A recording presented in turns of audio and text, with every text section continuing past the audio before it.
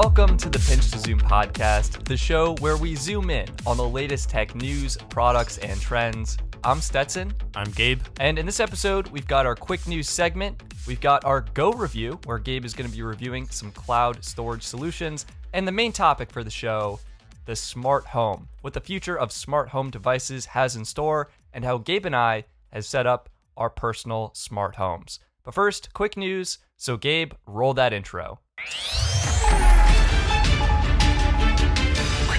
Quick news. Welcome to Quick News, where we talk about what's new, what's news, and what could be new in the world of tech. First up, of course, we have the new products. Not really much this week, but let's start, of course, with the Zoom H8, kind of in the podcasting area. This is an audio recorder from the company Zoom. Stetson, I think you use their Zoom H6, right? I use their H5 actually, but H5, I do like their products. Yeah, so I've used their H4 in college, pretty much a standard for like your field recorder. The Zoom H8 is a field recorder, but it's also geared towards podcasting because it has 6 inputs for XLR, as well as you can add more inputs and microphones via their swappable capsule on the top. And the really cool thing is it has a 2.4-inch LCD touchscreen, which has like an app-driven modes, one towards podcasting, one towards music recording, and one toward location sound recording. And yeah, for $400, this is not that expensive, honestly, when it comes to audio recorders, but a little more pricey, not your entry-level ones. And we'll see this start shipping in August. So keep an eye out for that if you're looking for a new audio recorder. Next up, we have the Panasonic G100 mirrorless camera. The story of the camera that looked like it could be so much, but then quickly got trashed in reviews and early initial impressions, right, Stetson? Yeah, Gabe, you actually sent this to me, and I was like, oh, this looks great. And then I looked a little bit more into it, and it looks like it was just a repackage of one of Panasonic's old point-and-shoot cameras. Yeah, I think it's their G7, but it looks like, okay, so basically what they took is the G7, they slightly sized it down, made it in a more vloggable size, but for, I think it's $800 this comes in, the G100, with a little kit, lens, and your little tripod / like easily handheld recording setup. This, it offers some stuff that we wanted to see in the Sony ZV-1, notably the interchangeable lenses, but it also has some pretty glaring shortcomings. For example, it has really short battery life, no IBIS stabilization, a 10-minute recording limit, and 4K crop that's pretty awful, especially when you're talking about vlogging. However, it does have a flip-around touchscreen, and that cheaper price of around $700, $800 is pretty affordable for a mirrorless camera. So it could be something worth looking at. I do like Panasonic's user interface, and they have decent video quality, but I think they need to work on their autofocus too. Yeah, the autofocus potentially could be an issue. Mainly, I think it's like we're getting to this point where they're kind of taking old camera tech and trying to do some new releases while they're getting to the next generation of cameras, and that's kind of what we're seeing. So let's just wait for those, the GH6, right? Or yes. Yeah, the 6 will be the next one, and some of the other ones that we'll see coming out hopefully this fall. But yeah, that was pretty much it for new products. The other thing, we kind of saw some little stuff from people, was Lowepro had some new carrying cases and backpacks. We saw an entry-level time-lapse slider from the company SERP. There was a firmware update for the much beleaguered Sigma FP camera. And we also saw a new updated version of Edelkron's popular camera video slider. So nothing really new in product news, Stetson. What was there happening in tech news? Yeah, in tech news, we had a pretty interesting couple of weeks here. First up, Google Stadia, conveniently right after our E3 special episode of the podcast. And your Go review. Yeah, linked in the description. So Google Stadia announced a new game called Crata, came out July 1st, and this is the first game where Google is launching the beta version of StateShare. StateShare lets any Stadia user jump instantaneously into another player's game simply by following a link. This is really cool technology, and I think Google is getting ready to deploy this on YouTube, possibly get a whole YouTube gaming thing where other players can join a streamer's game, things like that. I'm excited to see how this evolves. Next, the Google Stadia controller finally works wirelessly with Android devices, makes gaming on the go a little bit easier. And finally, in a little different take, Google bought North, which is a Canadian startup that makes AR smart glasses. Wait, what is the name of this company? I've literally never heard of them. It's called North. North. Well, North, like the compass. They're like in north. Canada, so Canada, I guess that makes so sense. It's north. It's up there. All right. Well, I've never heard of them, but yeah, they make AR glasses. I think this could mean that Google is putting a new focus on Google Glass or potentially developing something new. We have heard rumors of Apple's smart glasses as well. I think we had the watch phase. I think the smart glasses phase is right around the corner. We know it's coming, but when and who will be the first one to jump in? Exactly. Who's going to be the first one to see it? Anyway, I guess also finally for Google, they increased the prices of YouTube TV to $65 a month. This is really disappointing because it's almost double the launch price, which was just $35 a month. And this is, of course, driven by the additional content and capabilities Google has been adding to the subscription platform. You can now play and pause and basically view your content as you wish with the expanded DVR content, the added Discovery channels. So a little bit disappointing. Next, we have some news in the the wireless news. I love that industry. Verizon launched some new prepaid plans. What's cool about these is they have a customer loyalty discount. So if you're a Verizon customer for 3 months, 6 months, and 9 months, or maybe I think it's just 3 months and 9 months, you will get a discount of up to $15 off your plan, which is super nice. And there's now a student discount available for Verizon Unlimited plans. So if you're a student, be sure to take care of that or take advantage of that. Apple is next up in quick news. They have developed a system to make sure iOS 14 is less buggy. Basically, they make it so new features are disabled by default in the developer builds of their software, and they can enable the new features, one at a time to better isolate issues. On another gaming note, Apple has canceled some Apple Arcade games. Hallelujah. In a strategy to shift content to keep subscribers engaged with the platforms. I don't think the games were... You tried it, right? I don't think the games were as interesting as they were very cool and very beautiful, but ultimately, if you have a gaming service, you want people to be playing the games for just more than, oh, cool, I downloaded it and wow, it's beautiful, and then delete it, right? You want them to keep playing it. And it seems like that's kind of what they're going for. I think they were saying they're trying to get more, big titles or games that are really interesting and engaging. I think you need the interesting games at part of the platform and in order to keep subscribers paying for the service. I mean, why do gamers pay for Xbox Live or those kinds of services as well? Moving on, India has banned TikTok along with 58 other Chinese apps. This is very disappointing for TikTok because they just lost a huge demographic of potential users, and we'll see kind of how that pans out. And also, it's bad for the TikTok influencers in India, who had maybe millions of followers and now are potentially without a job, right? Yeah, I mean, I actually don't know how you monetize. I guess you do. Well, you get sponsorships. Yeah, exactly. Yeah, so I mean that does show kind of the limitations of being an early adopter on some platforms. Potentially, yep.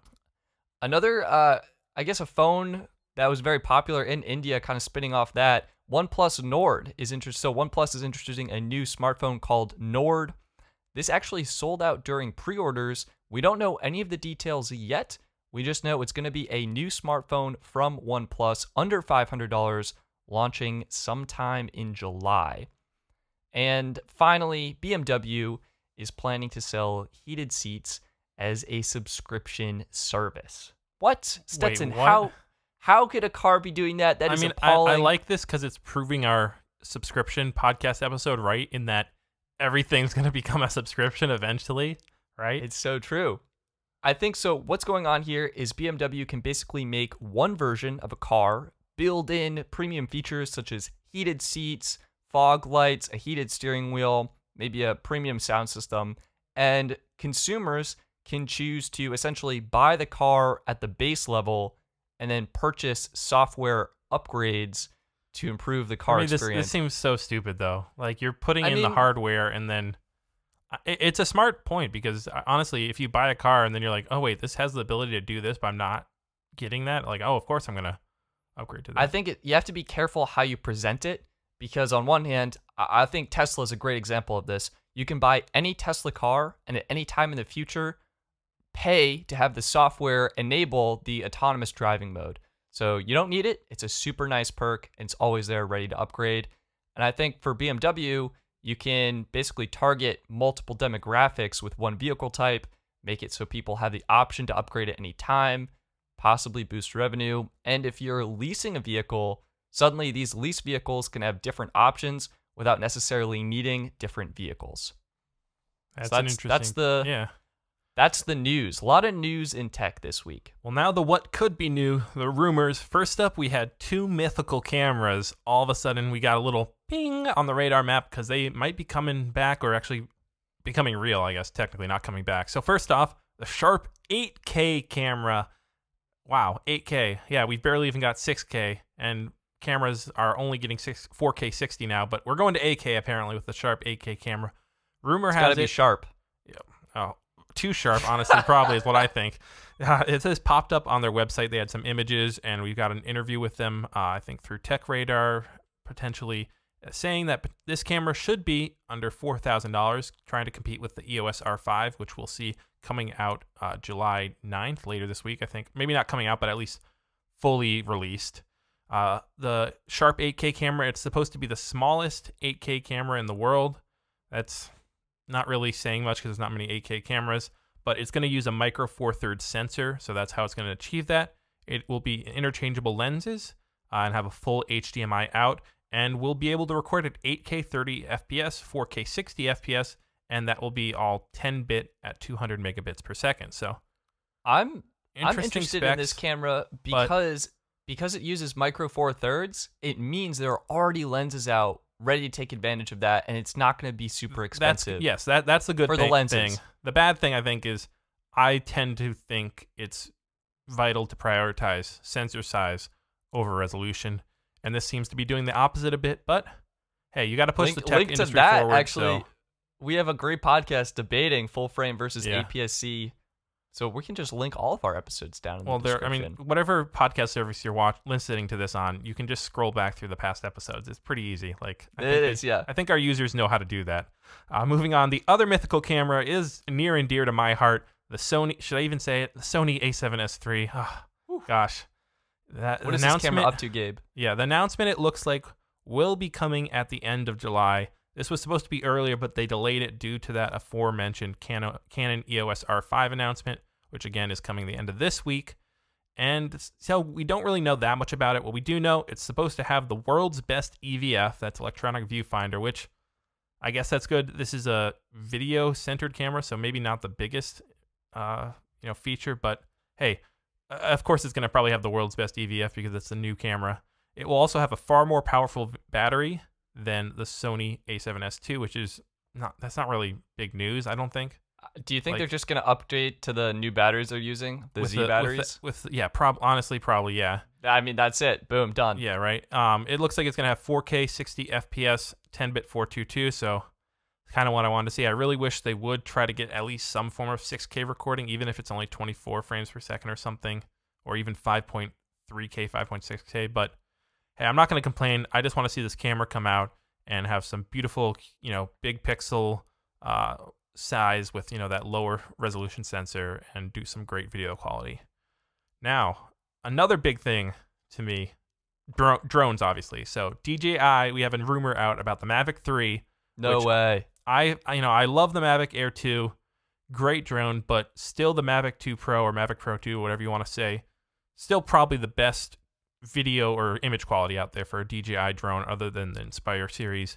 And now we have rumors about the Mavic Pro 3 that it could have a micro four thirds sensor. So that'd be going from a 1-inch sensor in the current 2 Pro to a micro four thirds sensor in this DJI Mavic 3 Pro. That would be, obviously, like I said earlier, sensor size is huge, no pun intended, but that would be a big improvement. It might also have optical image stabilization as well, which, do you think this is a big deal if you have a gimbal on the drone anyways? I mean, I'm not sure, actually. I find sometimes if you have OIS on a camera and you put it on a stabilizer, sometimes those actually interfere with each other. But these would be working in tandem, though. So if they work it's the in same tandem, system. I can only imagine the footage gets even smoother. Just buttery. It literally just turns to butter. I haven't noticed this problem in DJI drones, but still exciting to have. And this could be awesome for low light or longer exposure times. True, I guess. Yeah, the slight shifting. For photography, I think that's Exactly. probably the biggest use case. And the other big thing is we've seen some sketches and patents come through showing that the design of the drone could actually switch to instead being the design of the previous Mavic 2 Pro and the current Mavic line in general to be something kind of a cross between the Inspire drone and the Mavic line, where it kind of folds up the legs away from the body. And it's an interesting design. I always think when you see these patents and stuff in drawings, you're like, I don't know, but then DJI releases the drone, you're like, I have to have it, right? So this we'll have to wait to see what it actually looks like in practice, and where the accents of metal and plastic here and there and the paint job, how it works in practicality. But exciting news, this will be probably coming out in the fall or late fall, November, late October. But I am personally, any news from DJI, I'm excited. It's so true. It's so true. Finally, yeah. No, one more thing. We're including gaming stuff now, right? Because we're kind of diving into gaming or dipping our toes into gaming. The Xbox will be releasing a new Xbox supposedly in August. This is not, again, the Xbox Series X, which will be coming out in November or December and be the next generation of gaming. This is an Xbox. I don't know if they're calling it Xbox S or something. It will basically be a new version of the Xbox One X, which is their current highest generation of gaming consoles. And this will just be smaller, probably cheaper, maybe slight improvement. But basically what they always do is, they release the new console and then 2 years later or whatever, they release a cheaper, smaller version. And then that's what everyone buys, kind of. We'll have to wait and see. I think this could be related to Project Lockhart. So it could be a cheaper version. All digital maybe too is what they're thinking. Yeah, all digital, no disk drive of the new Series X that's coming out. Have to wait and see. But either way, that is quick news. Gabe, thank you so much for that. Next up, we have our Go Review. Go Review is where one of us assigns the other a product or service to go out into the world and review. Last week on the show, I reviewed Google Stadia. I shared my thoughts and experiences gaming from the cloud with Google Stadia. This week on the episode, Gabe is reviewing some cloud storage services and solutions. So Gabe, what do you have for us? What'd you test out and what did you find? Thank you, Stetson, for that great intro. So cloud storage. Where do I begin? Actually, here's where I'll begin. Let me break it down. Cloud storage. I ain't talking about condensation. White puffy things with some elevation. This here is Rack City servers on servers of data, but for the average user, the experience is that of easy backups on the go. Not worrying about losing photos. Storage is so simple, just an internet connection, and poof, all your files are here for selection. Well, at least you hope it to be. Some services are better than others, you'll see. Before that, I'm gonna have to end my rap, because yeah, I'm not gonna rhyme the whole Go Review like that, okay? Honestly. That was very impressive, Yeah. Gabe. I really appreciated Thank you. that. Yeah, I watched Hamilton over the weekend that just came out on Disney Plus, and I've been a little inspired, so had to get into my rapping. Have you watched Hamilton? I have not seen Hamilton. All right, we're going to podcast right now. Go watch it. And now we're back. And what? No. Definitely watch Hamilton, I would say. I'm not huge into musicals, but Lin-Manuel Miranda is a genius when it comes to rapping, is lyrically speaking. Getting back to the Cloud Storage Go review. Basically, there are a lot of different offerings. It seems like we've been doing this the past couple episodes of just doing these digital products where there's like thousands of offerings online. I mean, just name a tech company. Microsoft. Yeah, they have a cloud storage. Name another one. Google. Yep, cloud storage. Apple. Yep. Okay. I mean, come on. Amazon. Let's go a little further. Come on. Logitech. Yeah, they probably do. I mean, like literally, CVS I think has cloud storage for their photos. Like, no way. It's if you are a tech company, you have some sort of cloud storage, even if it's just like storing your users' data and settings in the cloud, right? I guess that's true. Yeah, it's just like it's kind of insane. And there are a lot of people out there who are very hesitant for cloud storage. I talked to several friends who said that they had either had bad experiences with the cloud, didn't trust the cloud. One friend I have uses I'll shout him out, Matt, if you're listening to this podcast. He uses hard drives to back up his iPhone's photos, which is insane. I had to stop and go, wait, what? Like record scratch. Wait, what? Shout out to Matt. That, I mean, it works, right? But I think I've just become so accustomed to just, boom, it's in the cloud. So what is the cloud? For first off, as I said in my wrap, it's a bunch of servers, in warehouses someplace, cooled down, and yeah, all your data's backed up there. One warehouse might not be all Amazon. It could be, there might be Google storage on it and Dropbox storage. It depends who's paying for what storage. But basically, it makes your backing up so much easier. And as it comes to that, there's actually two forms of cloud storage, really.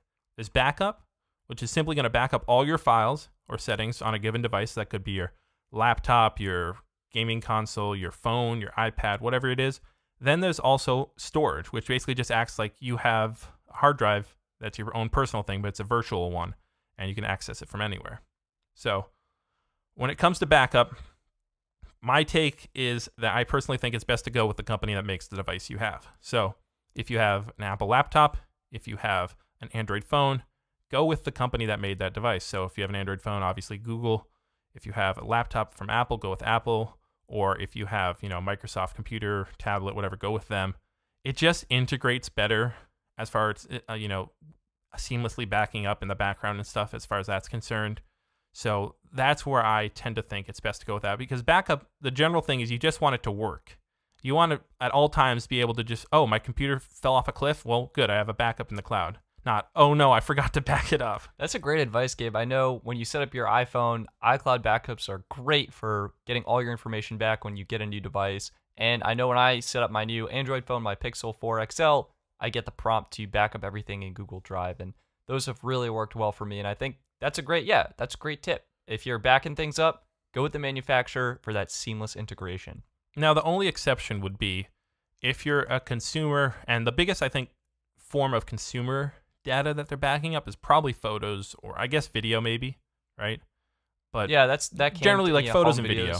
Yeah, exactly, right? It's taken the place of home videos and photos, is now digital photos. And you want to have those safe. So you don't want to be like, oh no, it's all just stored on my phone. My phone just got flushed down the toilet. Great. I lost 6 years of photos or whatever. So personally, I think the only exception of not going with the company service of the device that you own is potentially going with Google Photos, because they offer free unlimited storage. Granted, that's compressed photos and video, but it's at least you have it, right? It might not be the best quality. And honestly, I bet if you were to take the original and the compressed and print them out and put them in most situations, yeah, right, exactly. In most situations, pay me to tell the difference, you won't be able to do it. If you have really good photos you want to keep, upload them to some service that's not going to compress them. But in general, that's, I think, a great way to go. The other thing is Amazon Prime users actually, a lot of people don't know this, it actually gives unlimited uncompressed photo backups to all Prime subscribers, and you get, I think it's 5 gigabytes of video, which really is insanely low for video. For video, that's nothing. I mean, that's a joke, but the photos is super impressive. That's great. An excellent tip, Gabe. This makes Prime almost a really great option. Like, kind of want to sign up for it. It's already an insanely good deal, even if you're not ordering stuff all the time and getting that free shipping. Just add in the little perks. Yeah, right. The other thing is there's many lesser known names out there.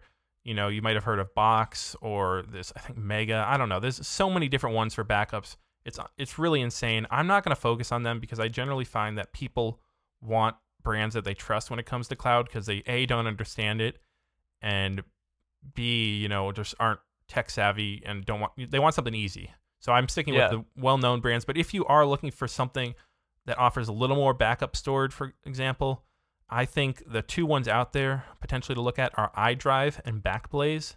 Now, iDrive, the interesting thing is it actually, their entry-level plan will send you a 3 terabyte drive once a year if you want, so that you can upload a bunch of stuff to and send in, so you don't have to try to upload that over your internet connection. So that could be good. Interesting. If you don't have a fast internet connection, iDrive might be good to look at. The other one is Backblaze, and that has kind of the reverse in that if you lose a computer and you need all right, I bought a new computer now, I don't want to have to download, however, because they offer unlimited storage, like 8 terabytes of data to my drives, they can actually send you a hard drive with your information on it, so you can, get it onto your computer and be ready to go quickly. So both of those are very interesting. I'm not really going to dive into the pricing and everything with them, but that's one good option. I just wanted to ask quickly, Stetson, what do you use to back up your photos? I'm using your phone. So I have a Google business account with my business, and that includes Google Photos, and that gives me unlimited full quality images to back up everything. So that's what I'm using. Google Photos at original quality. And not at all iCloud. I don't use iCloud. One of my friends uses iCloud, and the problem he's found with that is there's no way to tell the phone what photos to have locally on your phone versus which ones to store in the cloud. And as a result, I mean, his library is huge, and his phone just fills up, and it's basically constantly full, and there's no way for him to empty out all the photos. I think it usually is supposed to optimize. Well, that's the thing. There's no way to like tell it, hey, I need to download this game. Can you offload photos, please? True. It's just, nope, I'm just going to fill up. And then, yeah, so he's actually run into that problem and slowly upgraded from a 128 gig phone to a 256 gig phone to now he has the 512 gig phone. And every year he's like, yep, I'm not going to have a storage problem. I think and Apple should do. They just something. need an option maybe like upload keep more, everything, only keep more recent photos or something. Or like, yeah, the last month or something. And like, they just need more options for that. But that's why I use Google Photos. I don't like, I can delete everything off my phone. Everything's in the cloud, download it when I need it. Yeah. So basically, yeah. So if you're going to use any of those though, you have to pay for the plan other than the Google Photos, which offers, the compressed version for free. But each one, iCloud, OneDrive, Google One, which is, of course, Google had to change it from Google Drive to Google One because why not? Because Google. They all have a free offering. However, Google is going to offer the most 15 gigabytes, and iCloud, OneDrive are going to offer only 5. By the way, OneDrive is Microsoft's drive storage solution, just in case you didn't know. Next up, I didn't know that. So really? Thank you. Okay, next up in it is their 99 cents for 50 gigabytes is Apple's iCloud, and then you jump to $199 at 100 gigabytes for OneDrive, Google One. Then you have 200 gigabytes for $299, Google Drive or Google One and iCloud. And then finally, you have 1 terabyte, which is the highest offering for OneDrive at $699 a month. And then you have 2 terabytes at $999 a month from Apple and Google. So they kind of all offer basically the same thing, different price levels and stuff. I personally pay for, I think, the 200 gigabyte storage a month from Apple. And I use that for some of my Pages documents and stuff. My voice memos, photos as well. Though I've also run into the solution. I keep hitting the data cap on my photos when I record a long video, like a 4K video on my phone. It'll just right. Like you just want to be able to say, hey, don't upload that one. I'm gonna import that to my computer. Well, what I'll do then is I'll let it back up to Google Photos and then delete it off my phone, off my iCloud. Yeah. But yeah, those are the ones that come for kind of consumers. And the one interesting thing is all the 2 terabyte or all the max plans for those different services, they all offer some way to share it with a family. So, if you're thinking, oh, 2 terabytes is too expensive, for me for $9.99. Well, if you split that with, your family of like 2 people, your friends, 3 people, that's a lot cheaper per month. And I mean, it's perfect because it's basically a hard drive you have with you at all times. And in comparison to actually purchasing a physical drive, it's very reasonable in price. Well, like this is a month. We're talking more consumers, so we're not really comparing to hard drive. I feel like here, maybe a little bit. But the other interesting perk Google One offers is that you get 10% off with their top tier plan off the Google Store and 3% off for their next to top tier plan. OneDrive also interestingly offers Microsoft 365 with their top tier plan of the 1 terabyte storage. So you kind of have to look into what you really want. If you want, all the Microsoft Office and all those things, OneDrive might be a better version to go with. If you buy a lot of Google products, have an Android phone, obviously Google One is going to be a good one. And finally, iCloud is just integrates really well with Apple. So that kind of reiterates what I said earlier about, go with the one of the device you have. Yeah, for backing up, yeah. Finally, now let's move on to the professional one. I only really looked at for this Dropbox and Google Drive business. I was going to look at Box, but they're super overpriced. There are other ones out there, but again, they didn't have the brand or name recognition, and personally, those are the 2 ones that I have the most experience with. Yeah, I think those are the best. I remember at DroneGenuity, we were dealing with a lot of file uploads from pilots with huge, high-resolution aerial drone photos and videos.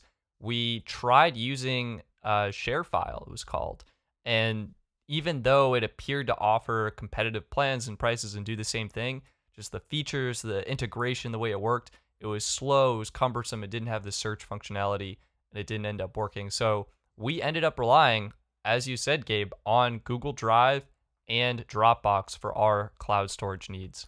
Yeah, and they're both, I think, I wouldn't honestly say one is better than the other because they both offer such unique features and have their own strengths. So starting off Dropbox, personally, that's the one I've used the longest.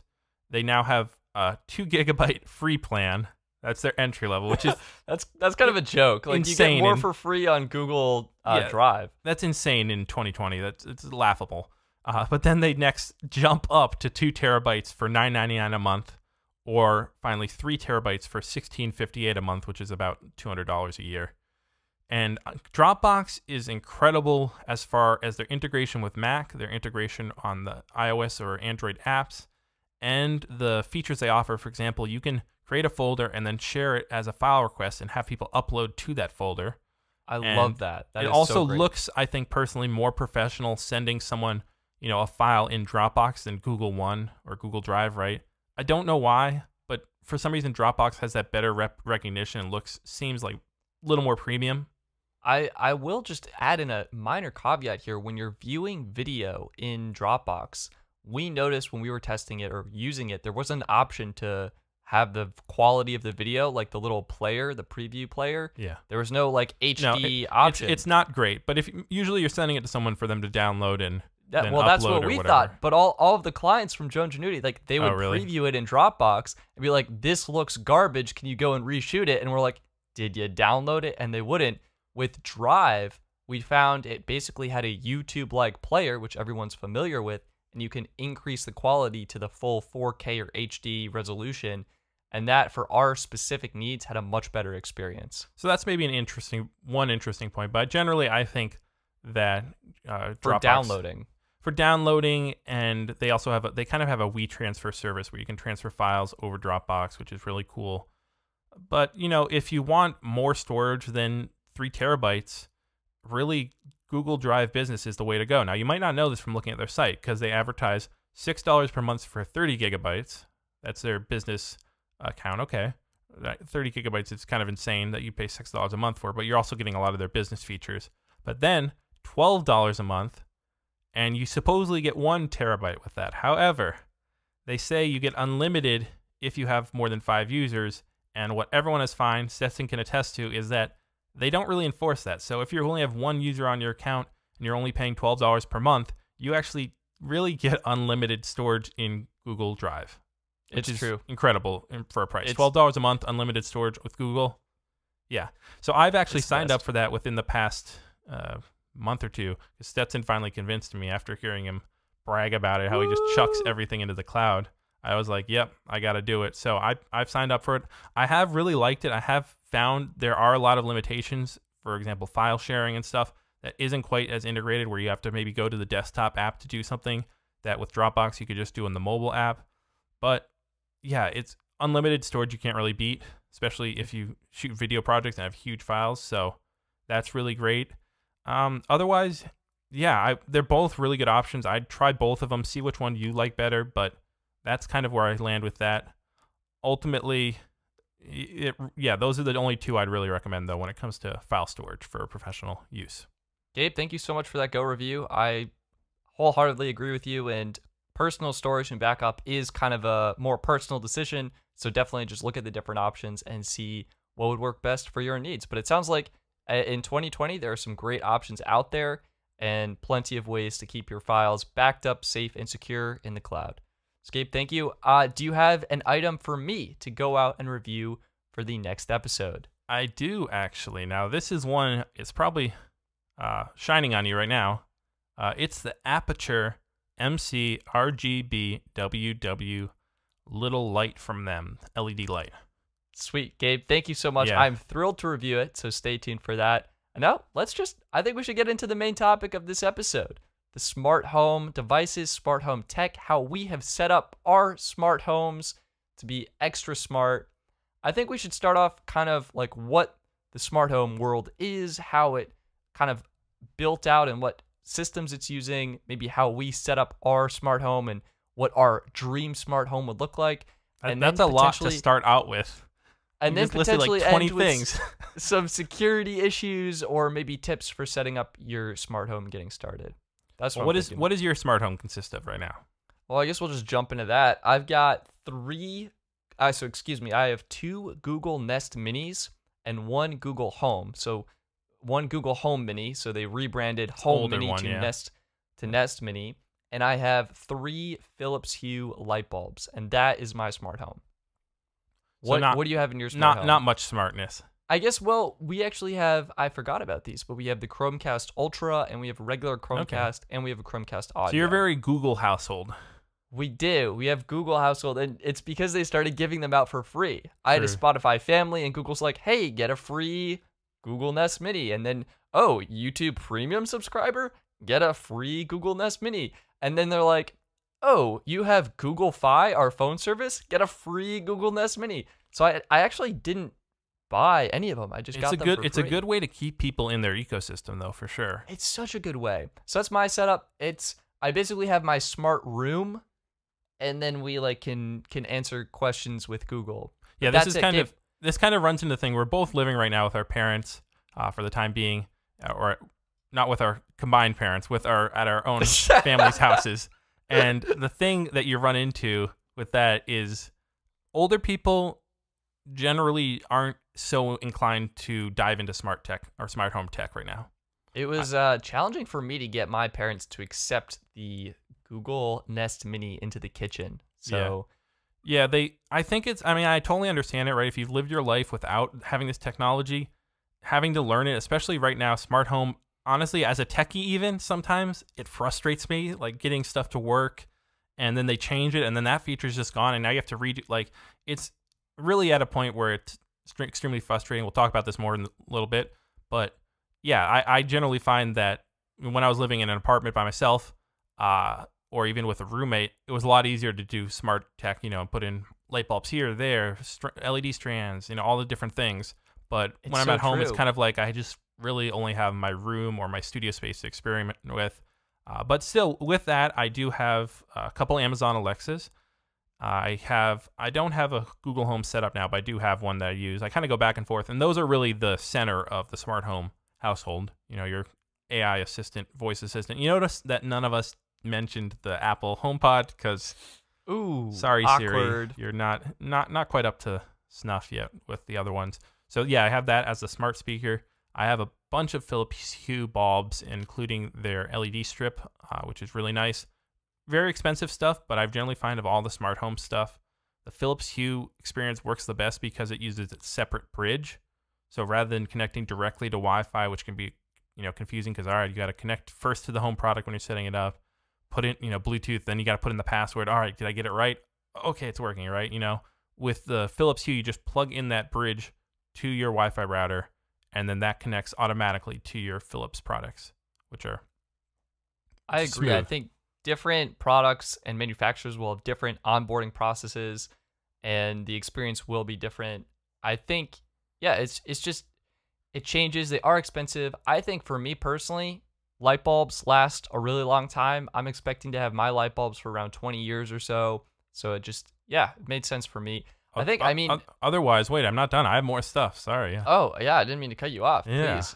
So I also have, now that as the Philips Hue were the good of a smart home, I also have a couple Wemo outlets, which were very, they were the newcomers to the game back in 2016, I think they started coming out. They've been around for a while, and that experience just has not been so good. They disconnect from time to time. They are a little delayed. Just not the greatest thing. I wouldn't recommend them. If you want to, dip their toe into smart home tech, it's very cheap and it's easy to use it for different things. For example, you can, connect it to a light. You can connect it to a radio, like literally anything that you want to plug in. And you can also track your electricity usage, which is kind of cool. So you can see how much that AC is costing you. Which, speaking of AC, we also do have a Wi-Fi connected AC from Frigidaire, which I found very helpful. That's great. Even though you can access it via an app, I find it actually quicker to just tell my smart speaker to set temperature to this, or change it to eco mode, or turn it off. And my parents actually honestly use it too, because it's a lot quicker because it's in our top floor, our attic. It's quicker than running all the way up to the top and turning it off. That's so cool. I love that. I want to get one now. So that's really the only smart connected I guess, what would you call that? Appliance. Yeah. The other one that's kind of there is we actually just got a Robo Vacuum like kind of like a iRobot one, but it's by this company called Eufy. And they do offer ones that are dumb ones that you just can control with a remote if you need to control it. But this one, you can tell your Amazon or Google Home to start it up or stop it. And then you can also, I think that's only 2 commands. It's really honestly not that much, but you can then also go into the app and schedule it to go at a certain time each night, which is really cool. Oh, and I just remembered the last product smart thing we have is we have a security camera that we use. We did have a Nest one for a while that was inside, pointed out a window. And then I was like, let me just get an outdoor one. And so I went with one by this company called, I think it's Yi Technology. And for $50, all right, I got it on a deal. It's usually only $60 or $70, so not that expensive. For $50, this camera has lasted 2 winters outside. Jeez. Which I am impressed, honestly. I cannot believe it. And true, it's only 1080p. It doesn't have all the smart tracking stuff of the Nest camera. It does, it offers basic things, but you can still bring it up on your Amazon Echo Show or on your Google TV, and eventually, I'm guessing, on your Apple HomeKit once they add that integration. So, yeah, but that's pretty much it for my smart home stuff, I think. Yeah, and I mean, no smart locks, no, I don't know, what are the other things that they offer? That's a great, yeah, should we just, what are all the things that are smart home? So we've got thermostats, HVAC and cooling systems. You mentioned your AAC, security cameras, light bulbs, speakers, smart plugs, fans. You have smart shades, washers and dryers. You can have refrigerators. You can have smart ovens. I think you can get, I want to say lawnmowers at some point. I don't know if those are out yet. Yeah, there's sprinklers, sprinkler systems. Maybe sprinkler systems. A huge selection of basically appliances. Pretty much everything you can get, I think, in some form or another. It's available in varying forms of smartness is the key thing. Garage doors. Just because they say smart doesn't mean that it's actually smart. It could be very dumb. Brilliant. Yeah. But there's a lot. And Gabe and I are just 2 of the 44.7 million households with smart appliances in the U.S. that are anticipated to be at the end of 2020.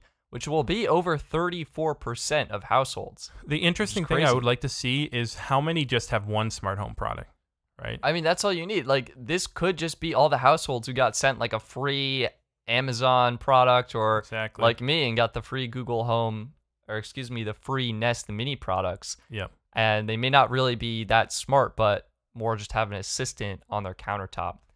But yeah, I think so. Underlying the groundwork of all these smart devices are the different protocols they're using. And Gabe, you kind of mentioned, I guess we'll talk about a few of them. The big ones are Zigbee, Z-Wave, and honestly just Wi-Fi and integrating with either Amazon, Google, or Apple. Or BLE, Bluetooth Low Energy. Sometimes. Yeah. So Gabe, what ecosystem have you found yourself in for the smart home world, and what are you using for controlling your devices? I guess the Amazon Alexa. You say that very hesitantly, like. Well, the problem is there's not like one ecosystem. It's the really annoying thing, right? So I have Amazon Alexa speakers, so I use them to talk to, because I don't have any friends mainly. No, to tell my lights to turn on and off or whatever, and stuff. And I use the app on my phone, but then also it doesn't really work that well on my phone. Like I'd rather use HomeKit because I have an Apple phone. But HomeKit doesn't do all the, it's just like you have too many ecosystems, and they've been competing for a long time, right? And so at this point, still, we have a lot of like stuff doesn't work with this, or it's clunky. And I think the thing that will hopefully be the trend in the future, and we've seen some progress towards it, is companies kind of coming together to create unified standards and protocols so that it will be a lot better experience. Because I think they realize competing for market share, fine, that's cool to do, right? That's one way to grow businesses. But with the smart home, you're gonna hit a point where people are just like, I don't want to get into this because it's so complicated and it doesn't work. I'd rather have it, work all together. So if the companies can do that and create a unified experience, even though it's different brands, I think it'll see a lot better adoption.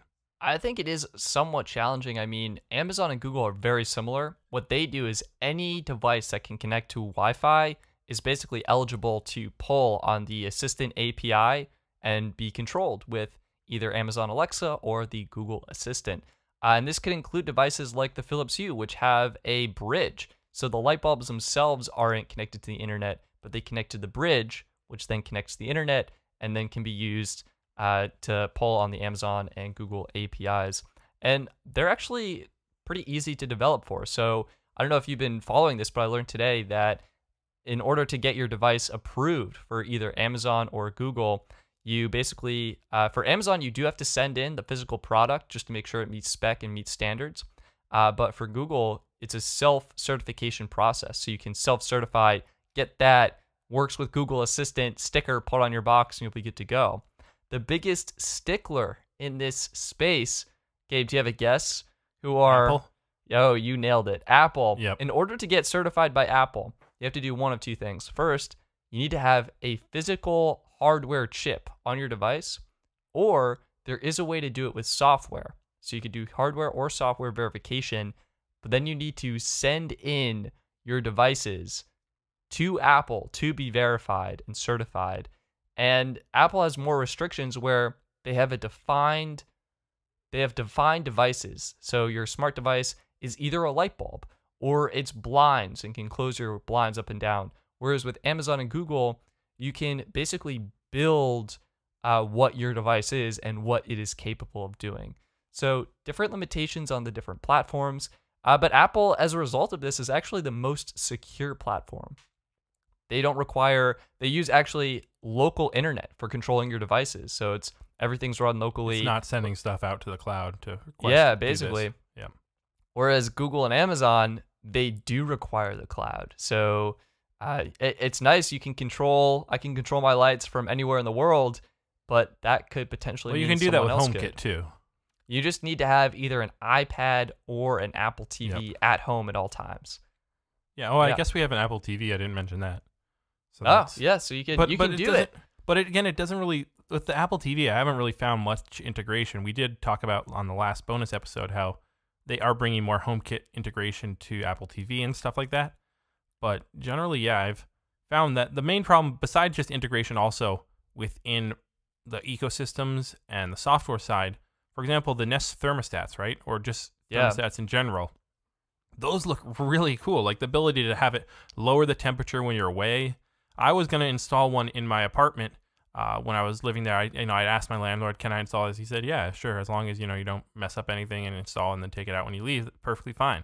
However, I found that my apartment, like a lot of apartments out there, doesn't have the proper wiring to be able to use these thermostats. You need to have like a 6 or 8 wire system, where I think mine only had like 2, and that's what most houses, especially in the north, have, where they don't have a heating and cooling. They just only have, just the heating, so they just have a, literally a plus minus type setup, very easy.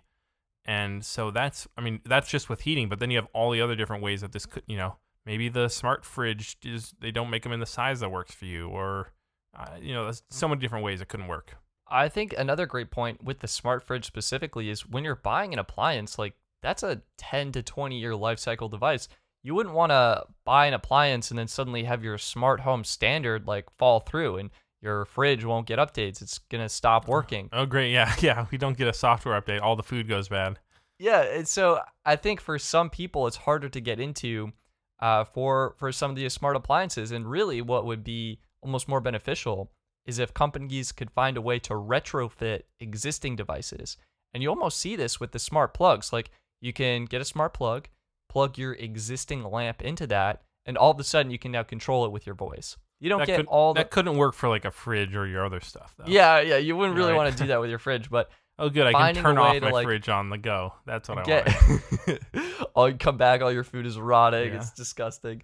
But I think finding a way to add like some microphones or make it so the cost of the smart fridge is easier, it's more attainable, it's not that much more expensive than a regular fridge, is a great way to start to introduce smart home appliances in the kitchen space, which I think is actually the best place for it. Like I will frequently use Google Assistant to add items to my grocery list. It's great for setting timers while you're cooking, and I could easily see this integrating with recipes, like preheating the oven to a set temperature and not having to worry about having sticky hands and like smashing all the buttons on my stove, that kind of thing. So I don't know. It's like a challenge.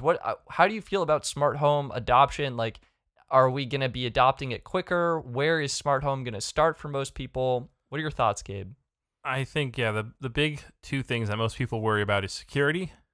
So, is the Echo listening to me all the time, or are people going to hack in and just turn off my lights all of a sudden, stuff like that. And the second thing is ease of use. And both those things are seeing some pretty good strides coming up in the future. We had, I forget how long ago, maybe 6 months ago, there was a new protocol, and companies coming together to create this and work together to, build something that would basically be a standard between all these different smart home products. So that's really good to see. That's promising. And as far as tech security goes, we're seeing a good focus on it, at least lip service towards it. Companies are dedicating parts of their announcements to talk about the security of these smart home products. So at least it's understood by them that people care about this. So, they're not just ignoring it for the time, and just trying to rush product I out. agree with that, and I think Google's doing an interesting job with their devices. They have a physical switch that will physically disconnect the microphone from the device or disconnect the camera. I think Amazon may be doing something similar. The truth is, I'm not sure. I don't own any of their products. What about the Facebook? The Facebook portal? Yes. Yeah, that's just not that actually smart. I think that does have a lens cover, but notably that is not a smart product to buy. Yeah, it's not a smart product to buy. That's dumbest. Talking about the future, though, the Google will be actually having a product later this week. Announcement of an event, July 8th, which we will see probably some new products. It's a 45-minute keynote. It's kind of in lieu of Google I/O. Earlier this month they did a bit of a Google I/O type thing with just mainly software stuff, but this is going to be their more smart home hardware. So we'll hopefully see maybe a new Nest Mini, a bunch of new Nest products because they now own Nest. We'll maybe see what else, a new Chromecast type thing. Yeah, so we had the rumored Chromecast coming out. I'm imagining they may do something with the home. I want to say, I don't know how to call it, but it was the original Google Home, just that vertical stand. It'll be the Nest Home now. Yeah, so the Nest Home, I feel like that's due for a refresh. We could have a really nice new speaker refresh with their $400 speakers.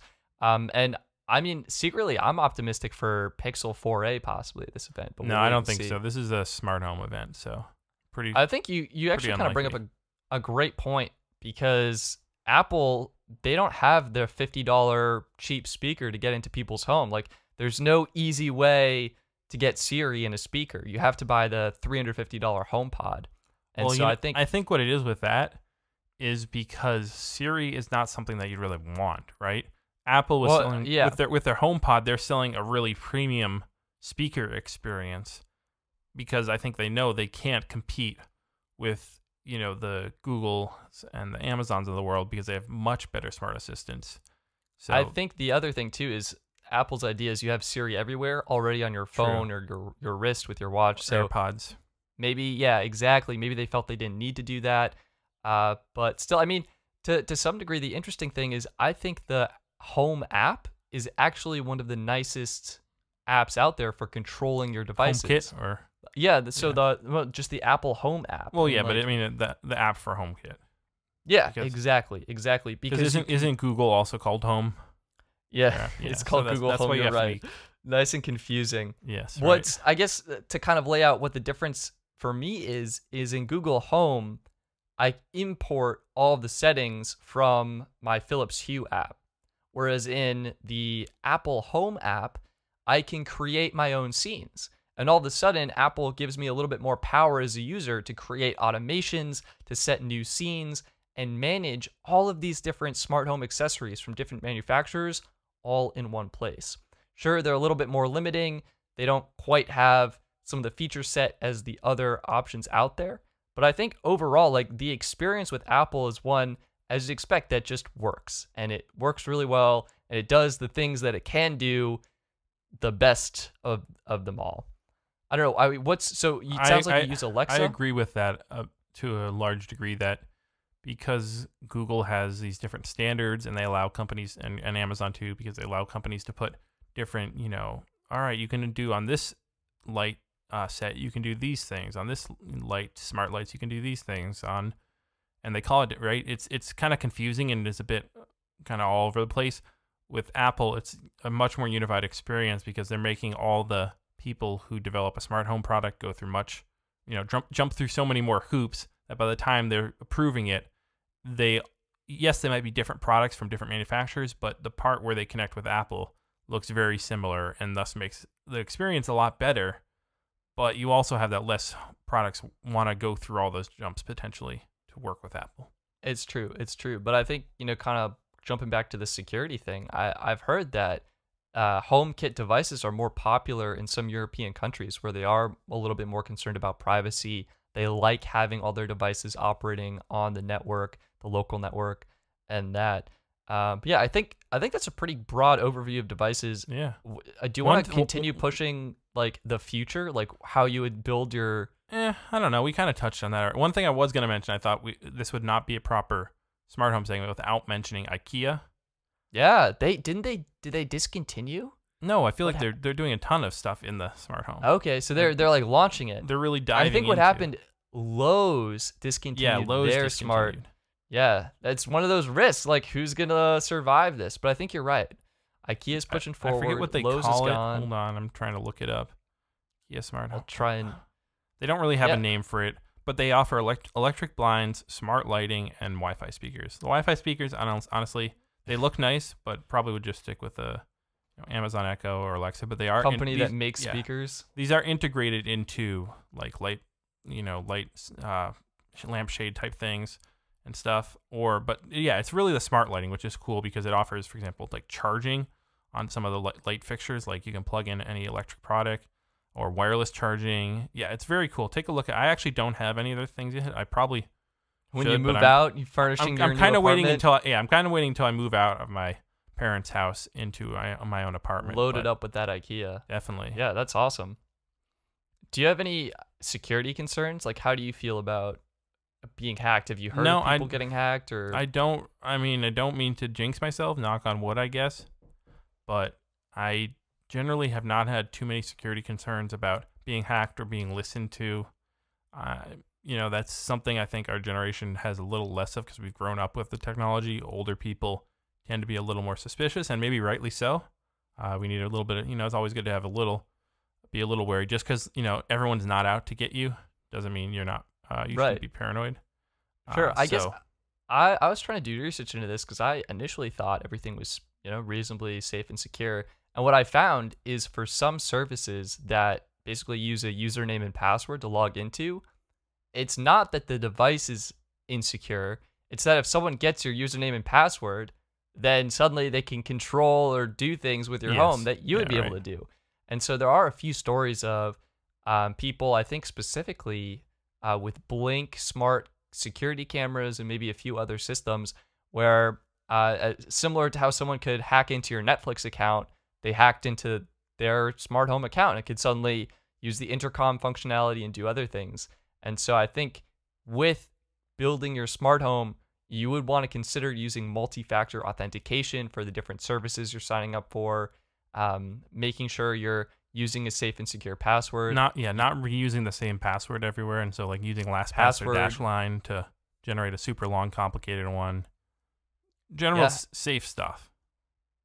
You may consider a VPN or something like that, or and also just like kind of read through the agreements if you're concerned about privacy or how some of the information may be used. I know Apple got some lashback when the news broke that people were listening in on Siri conversations, and they do this to help improve the product and provide a better experience and improve Siri's voice recognition and all that. But you just want to be able to be aware of how your information may be used and take that into consideration when you're purchasing a device. But yeah, that's kind of what I have, I think. But before we end, let's actually just both say kind of at the same time, we'll both kind of talk about what product, if you had to choose, that is either already smart or hasn't been smartified yet, are you most looking forward to in the future and would be thinking of buying? For me personally, definitely it's the oven. I want to say, hey, Google, preheat the oven at 350, like get a timer going, or like oven as in like installed in the wall, or like a convection oven? Like a convection oven. That's what I mean. So a little more like toaster oven type thing. I think Amazon actually has their microwave, but I'd be down to like get a microwave, like, hey, like microwave popcorn, something like that. As opposed, you go into a house and you fiddle with all these buttons and you don't really know what the best settings are. You mean you? It's so hard to be like, let me press the one that says microwave popcorn. Well, what if you're microwaving something that's not an option? Like, they don't have a pizza button on your microwave. True. I guess that was one thing with the Amazon one, is it has all these, like, people can upload their own settings if they figure it out or something like that. Well, it could be kind of scary. What if one setting was like, light my house on fire? Well, then it would execute on that setting. It goes for 60 hours. No, I would seriously love the oven or stove, though. I mean, I think the integration there and the possibility with recipes while you're cooking, I think that'd be really nice. Yeah. So that's my item that I'd look forward to. Gabe, what's your item? What do you want to be smartified? I think for me, the biggest one would either be locks, which are already smartified. Yeah, those are very smart. I want to see that. I want to see that become a little more either less expensive or more secure as far as that tech standpoint. But I think that is really cool because as someone who's locked themselves out of houses a couple times, it'd be really nice to be able to, like, oh, I can either have a fingerprint reader, boom, get my fingerprint and go in, or have my phone right there and unlock it and get in. So, or actually seeing thermostats get to the point where they can be installed in pretty much every house. Sure. I would love to see that. Yeah, I mean, honestly, I think all smart home devices right now, once you get them set up and you wade through all the different settings, options, and configurations. That's the key. That's the key. Big asterisk there. Once you get them set up, do make your life easier. They add so many cool features and functionality. And yeah, I'm super excited for the next place I move into that I can completely make smart and sort of build it up into its own little brain, if you will. But yeah, that's all we have for our smart home episode. Thank you all so much for listening. Of course, you can find us on Instagram and Twitter at PinchToZoomPod and at PinchToZoomPodcast. If you enjoyed this episode, please leave us a rating on Apple Podcasts. That helps out a lot. And that's going to be it. So thank you for listening. I'm Stetson. I'm Gabe. And we look forward to talking to you in the next episode. What if I had a smart camera? Oh, that would be the dream. Hey, Sony, start recording my A-roll at 4K 60 frames per second with the proper 1/80th. No, I can't think of anything more nauseating than that, honestly. What do you mean? That'd be so great. Like, that just seems awful. Good. I want to deal with all the trouble of setting up a smart home product anytime I want to record something on my camera or take a photo. Yeah, okay, so maybe not that.